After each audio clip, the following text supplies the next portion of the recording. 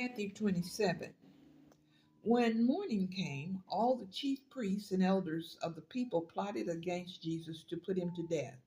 And when they had bound him, they led him away and delivered him to Pontius Pilate, the governor.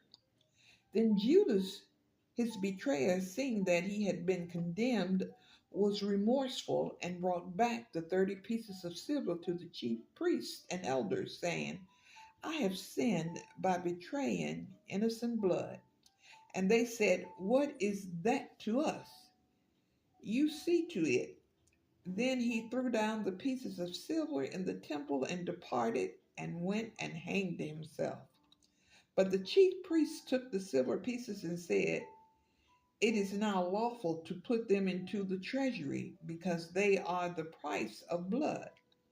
And they consulted together and bought with them the potter's field to bury strangers in. Therefore, that field has been called the field of blood to this day. Then was fulfilled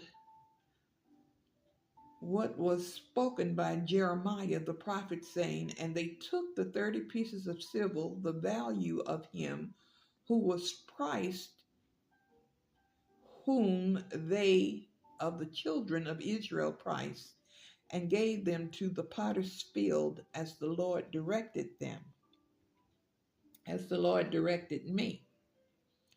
Now Jesus stood before the governor, and the governor asked him, saying, Are you the king of the Jews?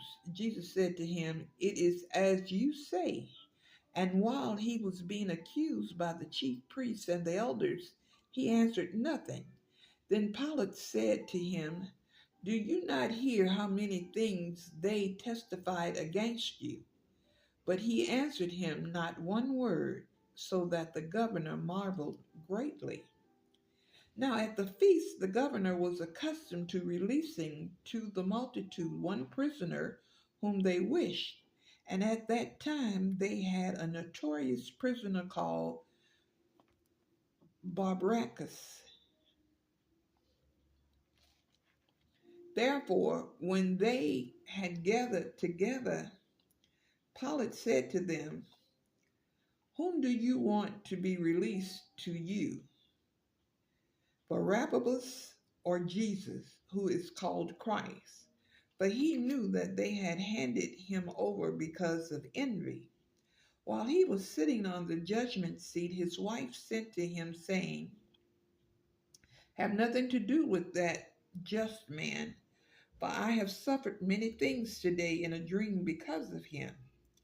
But the chief priests and elders persuaded the multitudes that they should ask for Barabbas and destroy Jesus.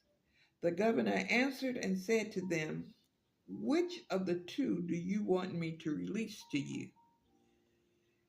They said, Barabbas. Barabbas. Pilate said to them, What then shall I do with Jesus, who is called Christ? They all said to him, Let him be crucified. Then the governor said, Why, what evil has he done? But they cried out all the more, saying, Let him be crucified.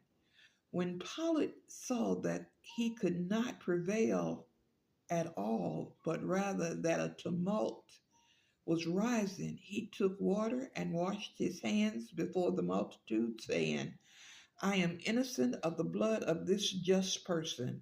You see to it. And all the people answered and said, His blood be on us and on our children. Then he released Barabbas to them, and when he had scourged Jesus, he delivered him to be crucified. Then the soldiers of the governor took Jesus into the praetorium and gathered the whole garrison around him, and they stripped him and put a scarlet robe on him. When they had twisted a crown of thorns, they put it on his head and a reed in his right hand. And they bowed the knee before him and mocked him, saying, Hail, King of the Jews! Then they spat on him and took the reed and struck him on the knee, on the head. And when they had mocked him, they took the robe off him, but his own clothes on him, put his own clothes on him, and led him away to be crucified. Now, as they came out, they found a man of Cyrene, Simon by name. Him they compelled to bear his cross. And when they had come to a place called Golgotha, that is to say, place of a skull, they gave him sour wine mingled with gall to drink. But when he had tasted it, he would not drink. Then they crucified him and divided his garments, casting lots, that it might be fulfilled which was spoken by the prophet. They divided my garments among them, and for my clothing they cast lots.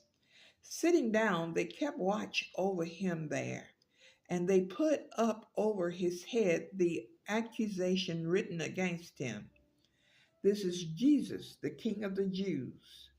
Then two robbers were crucified with him, one on the right and the other on the left. And those who passed by blasphemed him, wagging their heads and saying, "You who destroyed the temple and build it in 3 days, save yourself. If you are the Son of God, come down from the cross." Likewise, the chief priests, also mocking with the scribes and elders, said, "He saved others. Himself he cannot save. If he is the King of Israel, let him now come down from the cross, and we will believe him. He trusted in God. Let him deliver him now if he will have him. For he said, 'I am the Son of God.'" Even the robbers who were crucified with him reviled him with the same thing. Now, from the 6th hour until the 9th hour, there was darkness over all the land. And about the 9th hour, Jesus cried out with a loud voice, saying, "Eli, Eli, lama sabachthani." That is, my God, why have you forsaken me?" Some of those who stood there, when they heard that, said, "This man is calling to Elijah." Immediately one of them ran and took a sponge, filled it with sour wine, and put it on a reed and offered it to him to drink. The rest said, "Let him alone. Let us see if Elijah will come to save him." And Jesus cried out again with a loud voice and yielded up his spirit. Then, behold, the veil of the temple was torn in two from top to bottom, and the earth quaked, and the rocks were split, and the graves were opened, and many bodies of the saints who had fallen asleep were raised, and coming out of the graves after his resurrection, they went into the holy city and appeared to many. So when the centurion and those with him who were guarding Jesus saw the earthquake and that things had happened, they feared greatly, saying, "Truly, this was the Son of God." And many women who followed Jesus from Galilee, ministering to him, were there looking on from afar, among whom were Mary Magdalene, Mary the mother of James and Joses, and the mother of Zebedee's sons.